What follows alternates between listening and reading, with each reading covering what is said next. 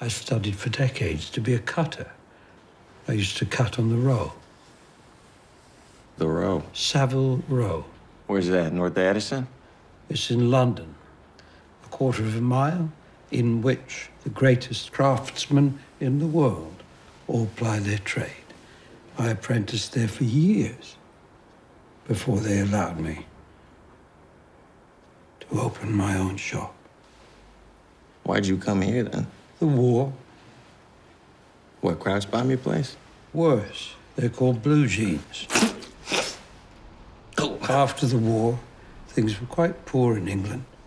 Not a lot of men could afford well-made things, so these blue jeans became all the rage. Well, times change, pal. Blue jeans are the fashion now. This James Dean of yours makes one picture. Blue jeans are the fashion. Soon he'll make another. Something else will become popular. These fashionable things, they don't last.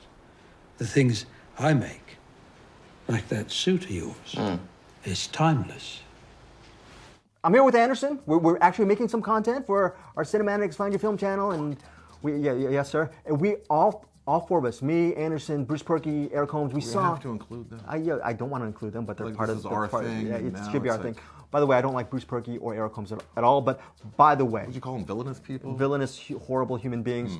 But what's not horrible is the outfit. I ended up really liking it. Anderson gives it a mild recommend, but this video is just a very quick spoiler discussion regarding the outfit. So check out our review on CinemAddicts, and this is for people who have actually seen the outfit. So now at the end, Oh yeah, we're gonna spoil the F out of this, right? Yeah, we're definitely gonna cut into it deep. So You like that? Cut? yes, very cut into it deep. Remember, Mark Rylance plays a cutter. He's surrounded by mobsters. Wait a minute. Hey, speaking of Guy Ritchie, because I've been making the joke that this is like Phantom Thread, directed by Guy Ritchie. With Snatch, aren't they called cutters? Ooh, right. Brad Pitt's character is a cutter, isn't he? It's a very nice thread. I haven't seen Snatch. Thread? I see what you just did Yeah, there, Greg. it's a very nice. I can't didn't believe write this, but this I is haven't all seen Snatch flowing. in years. But maybe you're right. No, you haven't. Maybe there is a link. Maybe there is a link. Sorry, a lot of links. But the outfit. Yes. No, Greg, you haven't seen Snatch in years. Yes, I haven't. Unfortunately, and that's why I'm here with you doing these videos. And I hopefully you have more of a No, life than I'm me. talking about the movie, Greg. Oh, yes. Thank you very much. By the way, I need a therapist. But the outfit, the end of the outfit, Mark Rylance, the cutter, he is basically, he survives. He survives, kind of, right? He survives, kind of. He takes one of the arm, which is such a... He takes one of the arm. The end of the outfit, obviously, we know that We want him to be in peril. We want him to have a bullet penetrate his body, but we don't want the old man to die. Yes. How about he gets winged? He gets winged. I love it. Let's do that. And his main goal is to keep himself alive, but more importantly, keep his assistant alive, who seems as sort of his surrogate daughter. She's played by Zoey Deutch. So the movie, the big twist, the big spoiler regarding the outfit is the person who is the rat. The person who's ratting out these mobsters is not one of the stool pigeon, all that stuff. doing the Batman. Right, very good, very good.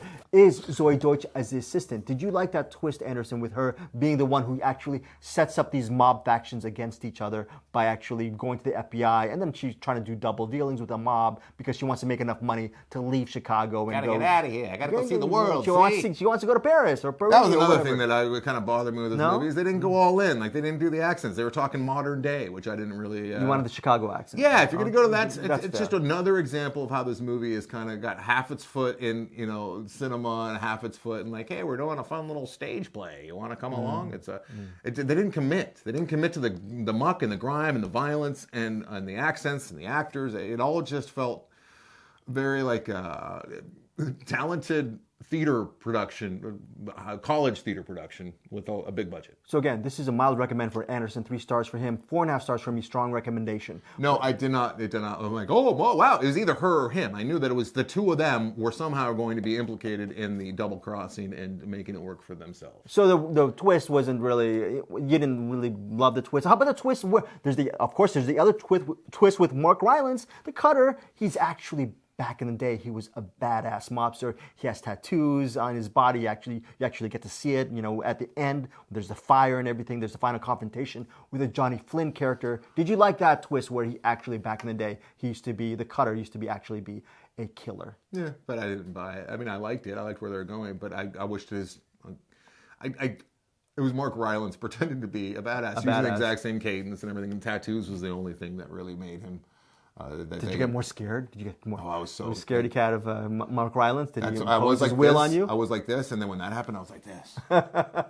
No. Okay, so that was. And the biggest problem, I talked about it a little bit on the show, that the podcast that we just did, was I feel like the two of them, his assistant Deutch and Rylance, would have said.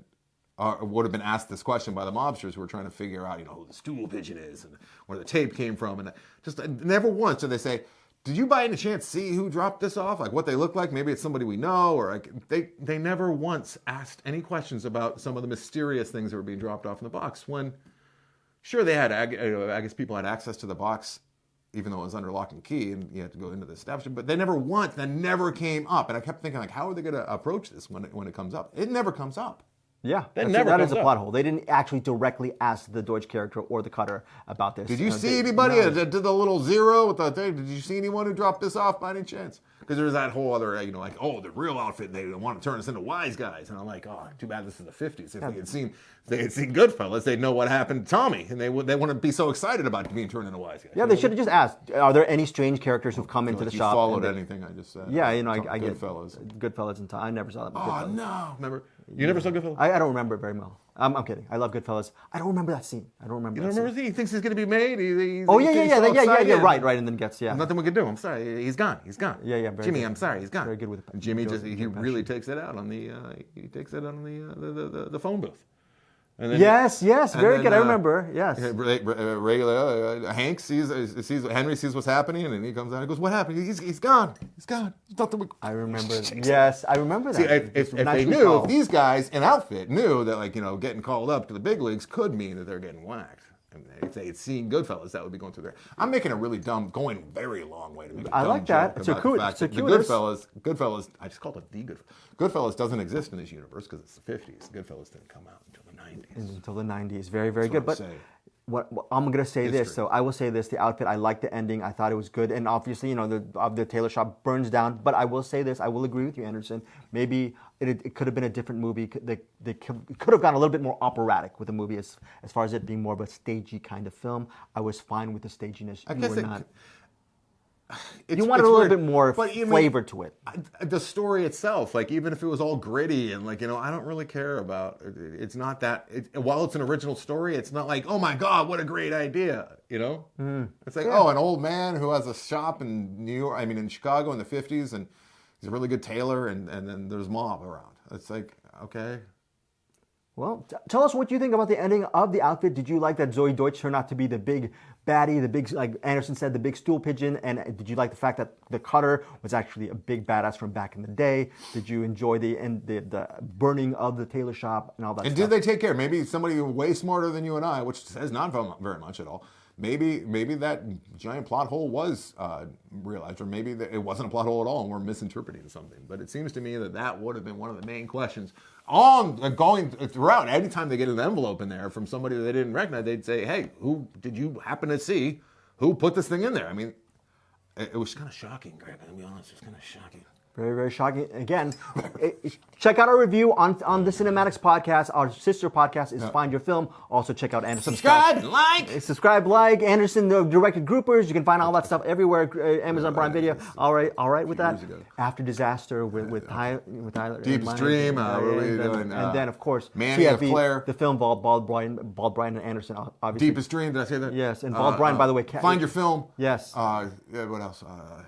Can I run the old joke about how Bald Brian actually carries Anderson over on the film Bald? So many things to like and subscribe. I was just joking about that. No, but here's the problem. That was a joke. Is that I don't think it will ever happen. What is it? Brian doesn't like movies. So wow. We wouldn't watch this because it involves movies. But good. if he were, Yes. he wouldn't get the joke. He would think you're being serious. And I don't like that. I was being serious. I don't like you. Thank you guys so much. I was being his serious. time. Okay. Love you guys. See you guys next time.